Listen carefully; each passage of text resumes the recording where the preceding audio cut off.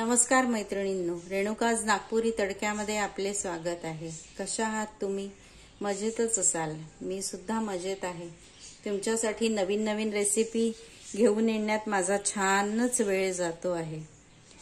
तर आज आपण बघणार आहे मशरूम करी। लहान मुलांमध्ये अतिशय फेमस झालेली मशरूम करी। माझ्या मुलीला सुद्धा मशरूम करी फार आवडते। ती बाहेर गावून आली की तिची पहिली फरमाईश असते मशरूम करी। तर आज मी तुमच्यासाठी मशरूम करी घेऊन आलेली आहे। आज आपण त्यासाठी लागणारे साहित्य बघणार आहात। तर 2 मोठे कांदे आणि त्यात थोडा कोथिंबीर दरदरा वाटून घेतलेला आहे। 2 मोठे कच्चे टोमॅटो त्याची प्युरी करून घेतलेली आहे। हा जो मसाला आहे ना मैत्रिणींनो, हा माझ्याकडे राजमा मसाला उरलेला होता। तर आपल्याकडे जोही राजमा मसाला, चना मसाला, आपण त्यातले इंग्रेडिएंट्स वाचत नाही कधी, पण ते जवळपास सारखेच असतात। एखादा इकडे तिकडे झाला तर किंवा ते सारखे आपले ड्राय मसालेच बारीक केलेले असतात। त्यामुळे ते कुठल्याही भाजीसाठी आपण वापरू शकतो। शेवटी भाजीची चवच ही भाजीला येते। ते फक्त थोडंसं त्याची टेस्ट इन्हॅन्स होण्याकरता आपल्याला तो वापरायचा आहे। कसुरी मेथी घेतलेली आहे 2 टीस्पून। 2 टीस्पून मी अद्रक, लसूण आणि कांदा याची पेस्ट म्हणा किंवा ड्राय मसाला घेतलेला आहे। 4 टीस्पून लाल मिरची पावडर घेतलेली आहे। ही काश्मीरी मिरची पावडर आहे। ही तिखट नसते आणि याचा कलर फार छान येतो। 1 टीस्पून हळद घेतलेला आहे। हॉटेलचं फील येण्यासाठी मी थोडं बटर घेतलेलं आहे। तेल आणि बटर असं मिक्स आपण या भाजीला वापरूया, म्हणजे ते हॉटेल लाईक पोरांना जे चव पाहिजे असते ती त्या बटरनी येते। थोडं तडक्यासाठी जिरा मोहरी घेतलेला आहे। त्या ग्रेव्हीला थोडी ग्लेज येण्यासाठी थोडंसं 4 टीस्पून मी दही घेतलेला आहे। सोबतच 3-4 लवंगा घेतलेल्या आहे फोडणीसाठी। खडा मसाला मी यात वापरत नाही। खडा मसाला जनरली वापरण्याचं टाळते, ते फक्त मसाले भातासाठी वापरते। कारण खडा मसाला नंतर टाकून देण्यात येतो, तो वापरण्यात येत नाही। महागाचे मसाले वाया जातात, त्यापेक्षा त्याचं ड्राय पावडर वापरते। लवंग ही खाल्ल्या जाते म्हणून ही लवंग मी पूर्ण घेतलेली आहे। बाकी सगळे मसाले या आपल्या मसाल्यामध्ये आहेतच। शिवाय चवीपुरते मीठ आणि हे मशरूम बाजारातून आणल्यावर मी चांगले 3-4 पाण्याने धुवून घेतलेले आहे आणि त्याचे मोठा साईज असल्यामुळे मी त्याचे 4 काप करून घेतलेले आहे। तर आपण हे फोडणी घालूया। आता पुढची प्रोसेस फोडणीची बघूया। तर आपली कढई ही तापून तयार आहे। यात आपण हे बटर मेल्ट व्हायला टाकलेले आहे। स्लोवरच फोडणी करायची आहे, कारण बटर हे पटकन जळायला लागतं, म्हणून जरा स्लोच ठेवायचा गॅस सुरुवातीला। ते पूर्ण मेल्ट झालं की हा जो आपला भाजीचा चमचा असतो, यांनी 2 चमचे एवढं तेल मी यात ऍड केलेलं आहे।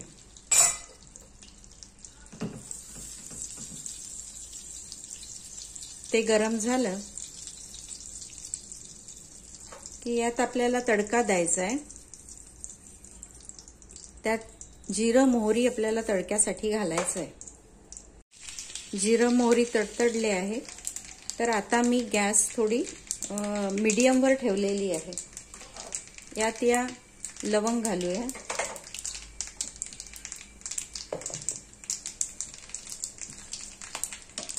यानंतर आपल्याला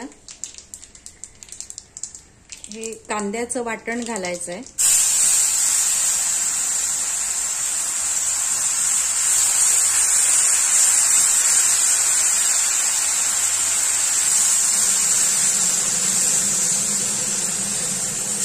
गॅस आपली मीडियमवरच असायला हवी।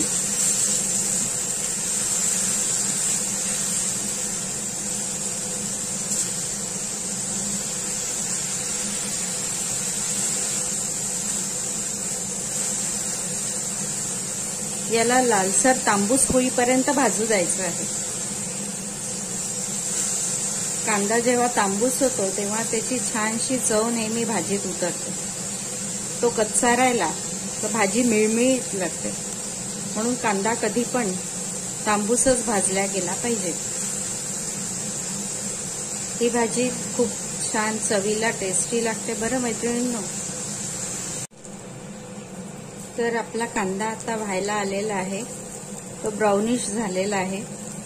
ब्राउनिश झाला की ह्याच्यामध्ये बाकीचे मसाले घालायचे आहेत. पहिल्यांदा आपल्याला ही हळद घालायची आहे. त्याच्यानंतर ही मिरची पावडर घालायची आहे. हा कांदा लसूण मसाला आहे. म्हणून मी परत स्पेशली लसूण अद्रकची पेस्ट घेतलेली नाही. कारण आता उन्हाळा सुरू आहे. उन्हाळ्यात मी फारसं अद्रक लसूण वापरत नाही. त्याच्यामध्ये ऑलरेडी कांदा आणि लसूण असल्यामुळे मी परत सेपरेट कांदा लसूण घेतला नाही. तुम्हाला हवं तर तुम्ही कांदा लसूण पेस्ट सेपरेट घेऊन टाकू पण शकता. हे मसाले पहिल्यांदा या तेलामध्ये छान होऊ द्यायचे. मिरची पावडर या तेलामध्ये किंवा फोडणीमध्ये चांगलं शिजू द्यायचं. तर त्याचा कलर छान उतरतो आणि ते असं कच्च वाटत नाही. तुम्हाला पहिल्यांदा असं वाटलं असेल. आणि आता फ्लेम जरा स्लो करायची. कारण आपल्याला मिरची पावडर शिजवायचं आहे. म्हणून स्लो फ्लेममध्ये शिजू द्यायचं हळद आणि मिरची पावडर. तुम्हाला सुरुवातीला कळलं असेल की खूप तेल आणि बटर झालेलं आहे. पण जेव्हा आपण त्यात तितका मोठा कांदा आणि आपल्याला 2 टमाटरची पेस्ट शिजवायची असते तेव्हा ते बरोबर मॅनेज होऊन जातं. तर हा 2 मिनिटं आपला हा मसाला शिजलेला आहे. याच्यानंतर आपण आता टोमॅटो पेस्ट किंवा टोमॅटो प्युरी टाकणार आहे. आणि या टोमॅटो प्युरीला पण छान शिजू द्यायचं आहे. म्हणजे ती कच्ची वाटणार नाही.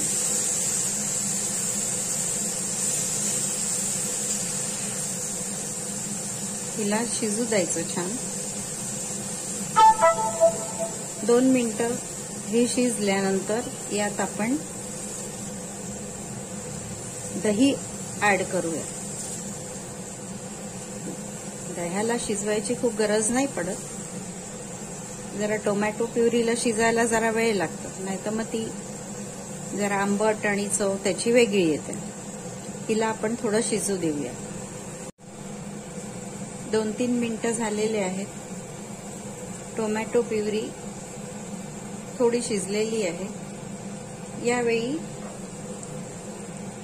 आपण दही मिक्स करू. दह्याने भाजीला छान ग्लेज येते. चमकदार दिसते जरा. आता हे मिश्रण आणखीन शिजू देऊया थोडं.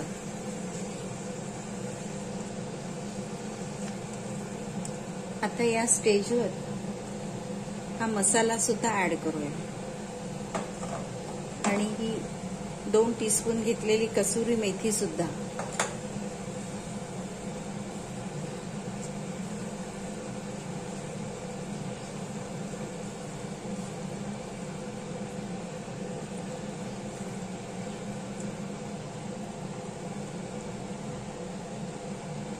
मीडियम गॅसवर हे शिजू देऊया.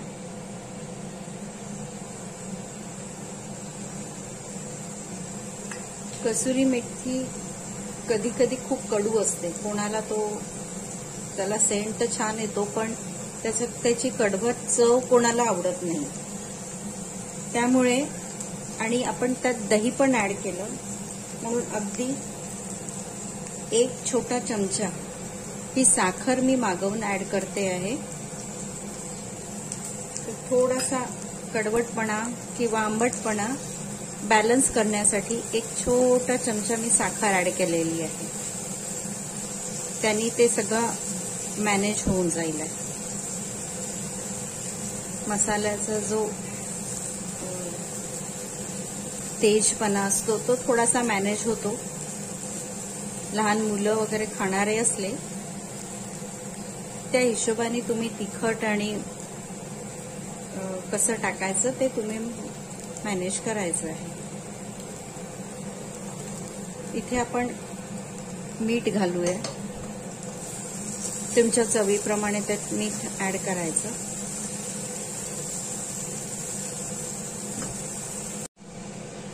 याला मी झाकून शिजवलेलं आहे.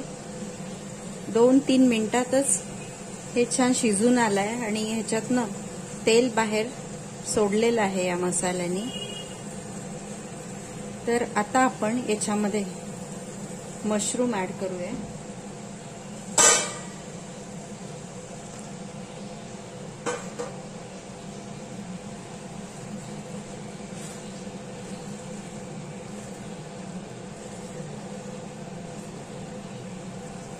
कलर छान आला ना, एकदम लाल चुटूक छान दिसते ना.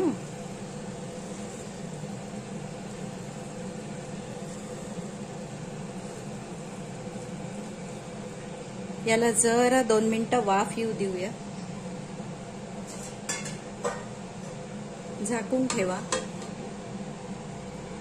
बघूया 2-3 मिनिटं झाले. जरा नरम पडलेले आहेत आणि थोडं मसाल्यामध्ये वाफ येऊ दिली की या सगळ्याचे फ्लेवर सुद्धा त्या मशरूम मध्ये लागतात आणि चवीला ते छान लागतात. तर 3 मिनिटं मी यांना झाकून त्या मसाल्यामध्ये शिजू दिलेलं आहे मीडियम फ्लेमवर. पण थोडं झाकून ठेवूया म्हणजे ते मसाले आणि मशरूम छान एकजीव शिजतील. 5-7 मिनिटं झालेले आहे. 5 मिनिटांनी वगैरेच मी गॅस बंद केलेली आहे आणि ही छान तर्रीदार तडकेबाज भाजी आपली लाल सुटुक्क, शिवाय धाबा म्हणा किंवा हॉटेल म्हणा त्या फ्लेवरची भाजी आपली तयार आहे. तर तुम्हाला समजलंच असेल ना, मी छान हळूवारपणे समजावून सांगते, जास्त घाई करत नाही कि ते तुम्हाला नीट समजावं. इस बात पे एक लाइक और सब्सक्राइब तो बनता ही है. चलो तो फिर करो फटाफट लाइक और सब्सक्राइब और शेयर भी. धन्यवाद मैत्रिणींनो.